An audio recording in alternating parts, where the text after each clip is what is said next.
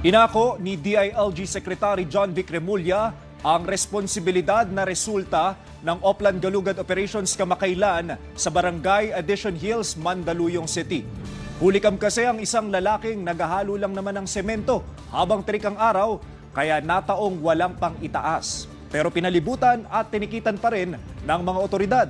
Nagbayad na rin ng 500 pisong multa ang naturang individual. Pero umani ito ng batiko sa publiko dahil sa pag-alma ng may bahay ng hinuling lumabang umano sa ordinansa. Inamin ni Secretary Remulla na malabo ang ibinabang alituntunin ng mga otoridad. Mali aniya na damputin at tikitan ang kung sino mang topless o walang t-shirt. Gayunpaman, patuloy pa rin ang Safer Cities initiatives para mapanatili ang kaligtasan at kapayapaan sa mga kalsada. I will make amends and I will make sure na mag-usap po kami para maklaro ko po to. Again, humingi ako ng paumanhin doon sa naapektuhan doon sa Addition Hills. Pupuntahan ko po siya personal para humingi ng paumanhin at itatama po natin.